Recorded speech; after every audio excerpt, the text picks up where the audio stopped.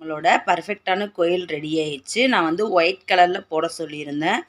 அந்த ஒயிட் கலரில் நான் போட்டு கார்னரில் கோல்டன் கலர் போட்டிருக்கேன்.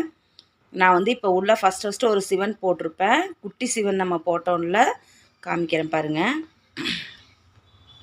அந்த சிவன் தான் நான் உள்ளே வச்சுருக்கேன். நான் சிவனும் போட்டிருக்கேன், நந்தியும் போட்டிருக்கேன். ஸோ நீங்கள் இதை வச்சு இது ஒரு சிவன் கோயிலாக கூட நீங்கள் வச்சுக்கலாம். நம்ம சேனலை இது வரைக்கும் சப்ஸ்கிரைப் பண்ணாமல் இருக்கிறவங்க சப்ஸ்கிரைப் பண்ணிவிட்டு பாருங்கள். பக்கத்தில் இருக்க பெல் ஐக்கானை கிளிக் பண்ணி ஆல் அப்படிங்கிற ஆப்ஷன் கொடுங்க. அப்போ தான் நான் போடுற வீடியோ உங்களுக்கு நோட்டிஃபிகேஷனில் கிடைக்கும். ரொம்பவே வந்து தத்ரூபமான நிறையா நம்ம பொருட்களை வந்து போட்டுட்டு இருக்கோம். சரிங்களா? இப்போ இது எப்படி போடுறதுன்னு பார்க்கலாம். இது பாருங்கள், நான் வந்து பார்டர் மாதிரி கொடுத்துருக்கேன்.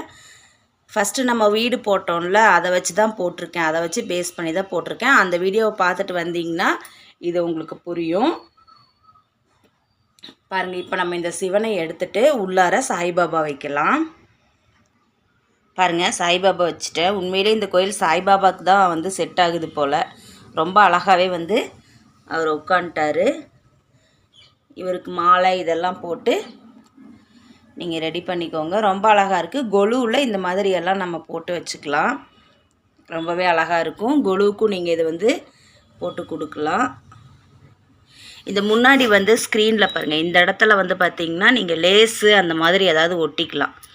சரிங்களா? கொஞ்சம் நல்லா கலர்ஃபுல்லாக நீங்கள் ஏதாவது பண்ணிங்கன்னா ரொம்பவே வந்து நல்லாயிருக்கும். நான் வந்து இது இன்னும் ஒட்டலை. மேல் கோபுரத்தை ஒட்டணும். இந்த சைடில் பாருங்கள் எப்படி வருதுன்னு. இப்படி தான் இருக்கும் சைடு. இதில் கூட நீங்கள் ஏதாவது சாமி ஃபோட்டோ அந்த மாதிரி நீங்கள் வந்து வச்சு ஒட்டிக்கலாம்.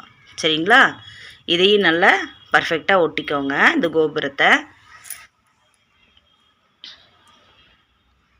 வாங்க இது எப்படி போடுறது அப்படின்னு சொல்லிட்டு பார்க்கலாம்.